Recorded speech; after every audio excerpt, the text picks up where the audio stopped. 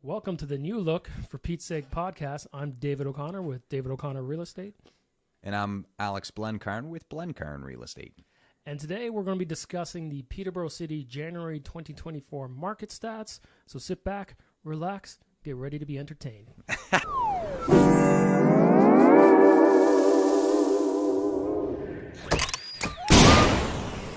Happy New Year, Alex. Happy New Year, brother. Got a new haircut again for the video. And Every 2 days, right? yeah, let's get a kombucha going.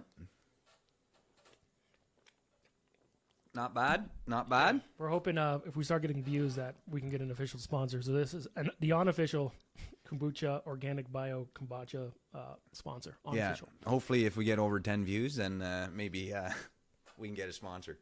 I figure with family we get at least 10, right? I hope. All right, brother. So what's new? What's going on? Let's see. What is going on? Real estate market, we're going to get into it, but I feel like, spoiler, it's starting to pick up a little bit. Yeah, starting to pick up a little bit, I think, for sure. Here's a hot topic. RBC comes out last week and says the spring will be the bottom in the GTA. What do you think? Agree, disagree? My personal opinion, I thought the bottom was, December. Well, December is always low, but January, to me, felt like the bottom because I feel like things are already starting to trend up. Yeah, I think on a week-to-week basis, even a day-to-day basis, I feel like buyers are coming back. Still not a whole lot of inventory. It's February when we're shooting this, and it's crazy. I don't know if it's because sun's out, guns out, or what's going on, but people are back shopping for homes. And it's February, and the rates are the same, relatively speaking, as they were in December, when nobody wanted to buy. Well, I think, the Bank of Canada met. They held rates. But what's almost important as the rates is the messaging. Yeah. Right? Yeah. So it definitely seems like there's not going to be rate increases. It makes buyers feel, a little bit better. When they meet next, maybe they hold again. Maybe by mid-year we have a rate reduction, which will really probably open the floodgates. But I think ultimately buyers and sellers have been kind of waiting on the sidelines because it's been a tumultuous market the last couple of years. And the reality is people eventually, they have to go. Yeah. They have to go. And it seems like if we hit the bottom, we're seeing some positive trends. Now, things can change week to week, day to day almost. But I think when you get the market rates hold with some positive messaging, I noticed that properties that were sitting for like 40, 50 days, they're starting to get like scooped up. So we're not really seeing it because it was existing inventory. But as you just mentioned, like we're starting to see a little bit of lack of inventory. If the buyers come back this spring, we get some more news on the rates, like we could spin potentially back into a seller's market by mid-year. I can't see us declining. It's a prediction, but I don't know. Things are starting to pick up. For example, a prime example would be a property that didn't sell. Let's call it at 540. It didn't sell at 540. Canceled in December. Relisted again mid-February. Sold over list, unconditional in 2 days. The same property, the same price, the same rate environment. Yeah, and in some cases, you've seen a property sitting for a month that goes into competition. Yeah, like I don't know what's going on other than the sun's out and people are ready to party. But anyway, let's hop into January 2024. We're at 589, 933 for the average price for a residential home in Peterborough. Now, that's pretty much the same as it was last year. So relatively, if you're going year over year basis, a slight decline, but generally the same. We were at 592 last year, and we're at generally pretty much 590 if you round it this year. Somebody predicted that. Yeah, somebody did predict that, and it's actually a month-over-month decline. So that's a bit weird to see us sitting here talking about how activity's picking up, and the average price actually goes down month-over-month when December was allegedly slow. So what are your thoughts on that? I mean, the most popular product in January was a house that was priced between $500,000 and $550,000. Yeah. So that could be why, again, we've talked about it before, where it's just a distribution thing. Distribution and small sample size in our market. Exactly. So we haven't got there yet, but the amount of sales, like if you're under 100 sales and you get a half dozen, 10 that sell in the 800 plus range versus you were saying 5 to 550, makes me sound like investor types might be coming back too. Yeah, and there was a lot of entry-level product for sale in the January sort of December market where you could find a home because the comps weren't great. Again, that was something we talked about in the year of review when the comps aren't great because you're looking at November and December to price your home in January. So if comps aren't very good, you're going to be able to get a discount when that home is listed in January. What happens is in February when things start picking up a bit, then now your comps look a little bit different and homes are going to get listed for more, and generally they sell for more because they're listed for more because the comps basically warrant that sale price. Well, especially, we all know the Christmas market, like the holiday market, things do slow down as well. And January's in a typical market are fairly slow. Even February to some degree. It's usually March you start to see things pick up. You got the cottage shows and when the snow melts, the buyers come out of the caves. And also on the listing side, unless you had the foresight to take some nice photos the previous summer when the greenery's in, you want to wait, sometimes to have those nice photos, especially for acreage properties or anything that has nice gardens. So, it could be a typical year. Like, I don't want to make the call, but things are shaping up, I think, to have something that resembles pre-pandemic, ebb and flows of your typical real estate, which means busy spring. Usually springs are the busiest markets. Little lull in the summer when everyone's kind of busy doing the family thing, and then picks up again in the fall. So let's see. Yeah, I always make the joke, or I'm going to start making it now. The only one shopping in December is Santa Claus. Yeah, just crickets for that one. So let's get into new listings. I'd like to take this moment to say I'm looking for a new podcast partner. I'm accepting resumes. Yeah, it's funny. You're not a dad yet, but you got the dad jokes. Yeah. So all right, so let's give me a guess on number of sales in January. What do you think? I have not seen these numbers. For January, I'm guessing 70 to 80 range. 53. Oh, yeah. Not good. Now, way better than 33 in December, but still not good for the last 5 years. So that was the lowest number of sales in January over the last 5 years. 2021 January and 2020 both had 63 sales. So about 10 more sales. Maybe doesn't sound like a lot, but when that's what, 15% higher, because 53 to 63 isn't really a big jump numbers-wise, but it's a big jump percentage-wise. So 70 sales last January and 70 sales in 2022 for January. So, yeah, a decline in sales for sure year over year, but a giant increase month over month. And then for new listings, we saw 75 new listings. So that only leaves about 12 homes for sale at the end of the month, which is new listings minus number of sales. So not a whole lot of inventory left over at the end of January. And I think that's what we're seeing right now in February. There's not a lot to choose from, and there's a little bit more buyer demand. And because of that, we're starting to see properties sell for a little bit more. Now, another thing to note, almost double the amount of new listings in January compared to December. We had 36 new listings in December, and we've got 75 in January. So what do you make of that? Why are people listing their homes in January more than they were in December? Well, it seems fairly standard in the sense that it's usually not a good time to list your property right before the holidays. I find by mid-December, a lot of people, especially buyers, shut things down.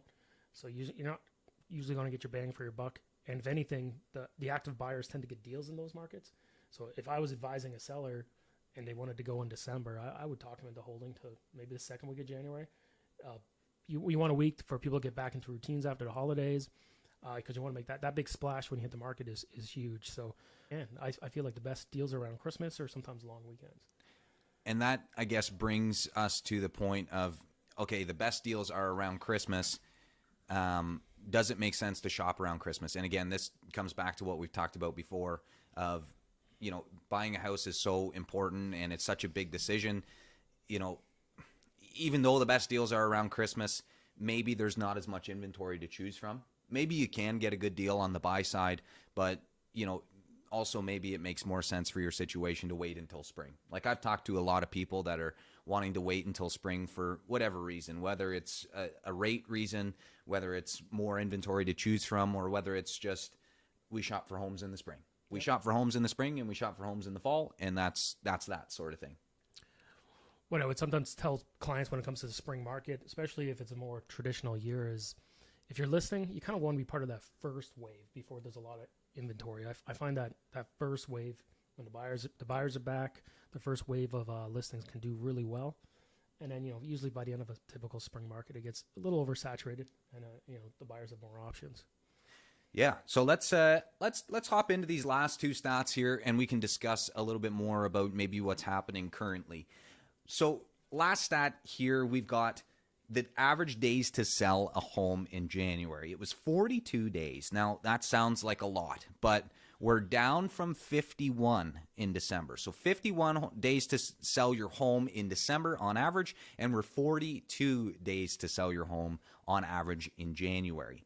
Then we've got another stat here, which is the close price to list price. So this is what a buyer paid for the property versus what the property was listed at. And we're at 97%, which is generally identical to what we saw last January and what we've seen in 2020 as well. That was at 98%, and we had around 97% last January. Where it starts to get crazy is the COVID-19 market.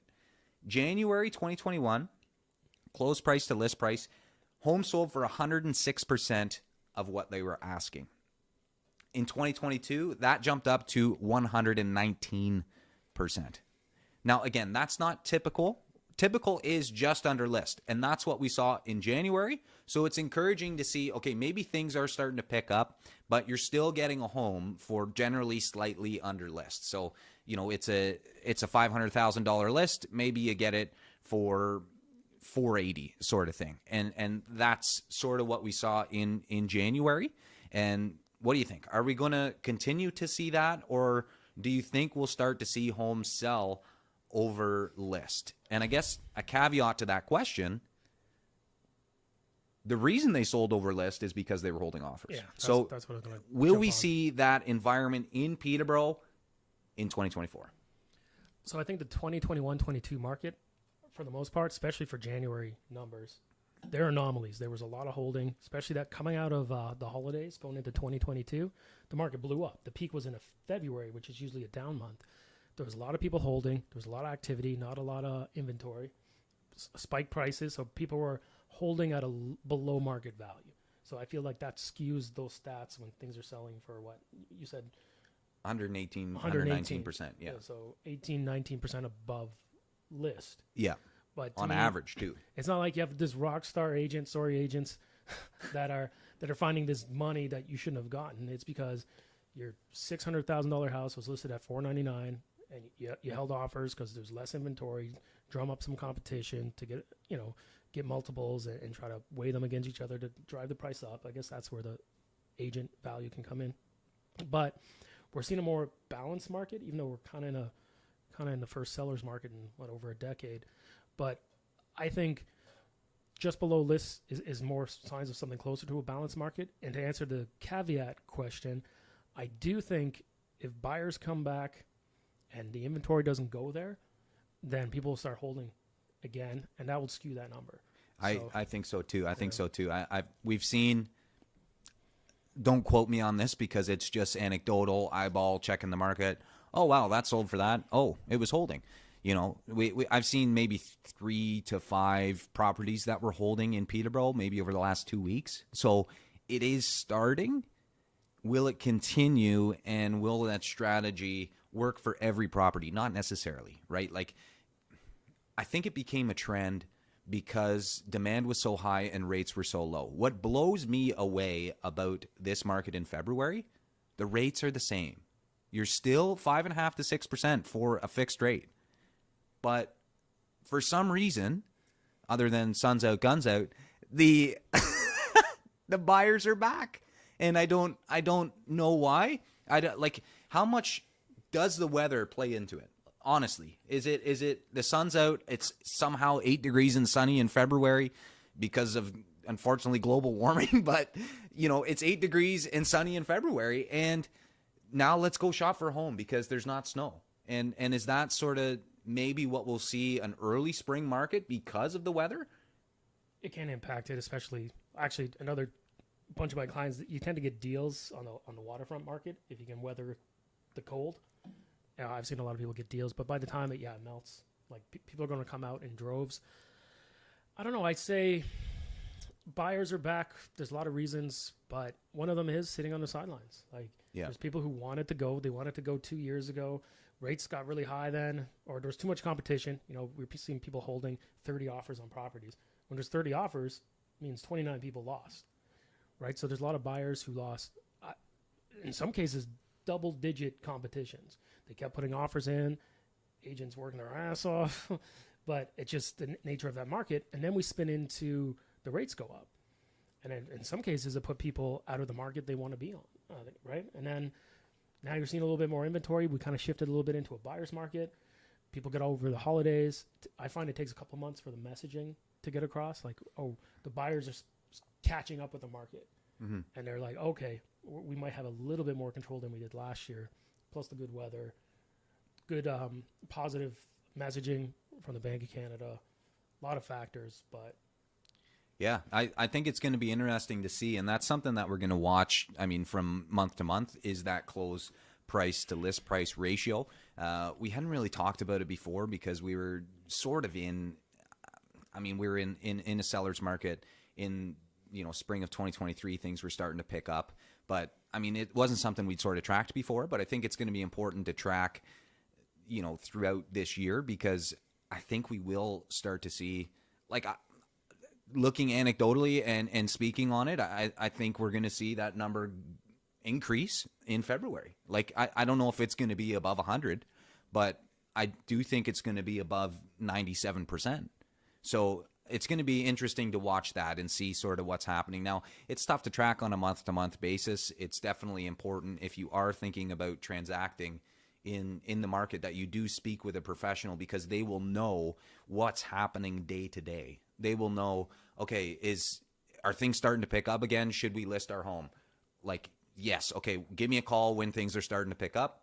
Maybe it's second week of March and we start seeing stuff selling in 7 days, or we start seeing stuff that didn't sell in November sell in 3 days, overlist unconditional. Okay, it's a good time to sell now. Like, we should start getting in that process. And again, if you are thinking about selling, definitely start early. It's a demanding process. You can speak on it a little bit of preparing a house for sale. Like, you've got to do your decluttering, and it's not easy, especially if you have kids. But it's not easy even if you don't have kids to come home from work at 5 and start working on your house. It's not always fun, but what makes it a little bit less stressful is if you start 4 weeks, 5 weeks in advance. Yeah, that's one thing I tell my clients is you got to be ready to go. Pretty much in any market, it's easier to say than do, but sometimes you're like, okay, we're going to sell. And then I come in, I'm like, okay, we got to declutter. How long is that going to take you? You want to do, if you can, do some repairs, some painting. Maybe you want to get staging. Then you got to get the photos in, get the marketing done. Sometimes it can be 3 weeks, 4 weeks. So do as much as you can in advance.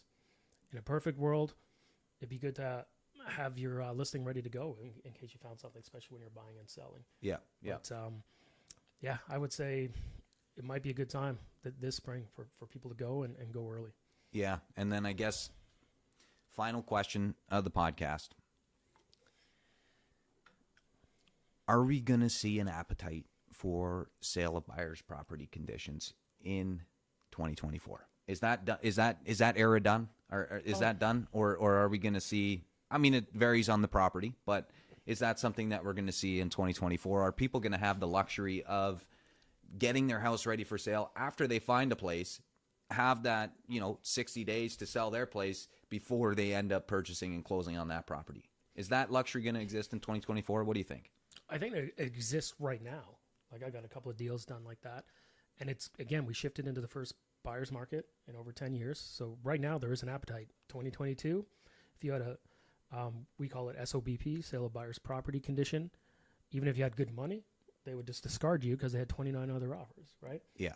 So we were seeing a lot, and we look at the recent sales, and we can see what conditions are on things. There was a lot of stuff in the last 3 months, maybe 4 months, being accepted with sale of buyers, because the buyers had a little bit more control. I think we could potentially shift into a little bit more of a balanced market, maybe start to skew towards a seller's market, spring, fall. But yeah, I think you'll get some, not like 2022. It won't be a huge appetite, but some people can get it done with a sale of buyer's property. But what we just talked about earlier, you can't, usually that condition is, you can put in place for 3 weeks is kind of the standard. Maybe you can push it to a month. So that means to have no risk, you have to sell your house firm. Mm-hmm. That's what I explain to clients is, you found something great. Oh, you're going to be 3 weeks to get your house ready. Well, usually that condition, if you're going to get the house, like the seller where you're purchasing, if you're going to get them to accept that, they're going to vet your property, ask you how close you are to going to market. So definitely, if you're buying and selling, you got to get it ready, because again, you might get that offer, but they might have 2-week finance on theirs. So you got to be firm if you want to avoid risk. So that's why you got to be ready to go within a week. I say, if you got to buy and sell in any market. Yeah. If you're hoping to get that accepted. So I we'll see some for the right property. Obviously, I think in any market you could get an SOBP if you throw enough money at it. Yeah, and I also think we'll see an appetite for those move-up properties. It's because it's a different type of buyer, but under 700, I don't know if we're going to see a huge appetite for it. Above 700, like seller might be more accepting of it because, okay, I know that they will have a property to sell if they're going to move up into my property at 700,000. You know, they're going to need to sell their 500,000 bungalow in the South End. So I think there's a little bit more of an appetite for it in that type of property. Again, I actually anecdotally had one last week that got the SOBP accepted, and again, that was above the 700,000. That was a move up property. And yeah, so there is an appetite, I think, right now for that type of condition. If it's a move up property, again, let's see what happens in the spring. Let's see what happens in the summer. It does depend on market conditions, but I mean, that is the best scenario. If you're thinking of moving, that's the best way to do it. Least stressful, best way to do it. Yeah, and I know we've been hammering this point, but just if you're selling, just be ready to go, because then you can take advantage of those like little micro markets. Like it might pick up for a couple of weeks, and you might miss them. Like I saw this at the peak in February 2022. People saw that peak and they're like, awesome, I want to sell now. And you know, it was a month before they could go to market. Still did well, but didn't hit that peak. Yeah. So you're setting yourself up for success if you can be closer to going. And then on the buyer side, we've talked about this in other podcasts, pre-approval, and not the person at the bank's going, I think you're good. Yeah. We're saying in writing, you were like pre-approved for this amount. That being said, and again, talk to a mortgage professional, you might get pre-approved. We do have a little tip. You might get pre-approved for amount. Say you come into the bank, you get pre-approved for 600. That'd be sweet. Yeah. This is your year. But then you buy a property for 550. You're like, I'm golden. Yeah. But then the bank wants to, they're going to look into their investment, because at the end of the day, they're thinking worst case scenario, you default, like what's this look like for me? And if they think it's worth 500 and you overpaid for it and you have a small deposit, you're not going to get approved, even though, your numbers work, that you could afford a place like that. But that's not, they look at that, but they're also looking at the investment. Yeah. They want to make sure if it defaults, they take control of property and sell it. They're going to make a profit most likely, or at least break even. Banks have really tightened up. Heads up. We used to do 5-day finance. I think you got to put 10 days on everything now. Yeah. The banks, there's more rules. There was a lot of fraud during the pandemic. I feel like just turn around at the bank. You got to get the 10 days in there. I used to be, you see finance on most deals and it's like a formality. Now you're seeing a lot of deals, a portion, not falling apart on finance. So there's my few tips. Yeah. All right, folks. Well, thank you for watching. Thanks for listening. It's been another episode of the For Pete's Sake podcast. I'm Alex Blencarn. David O'Connor, and we'll catch you on the next one. That's all, folks.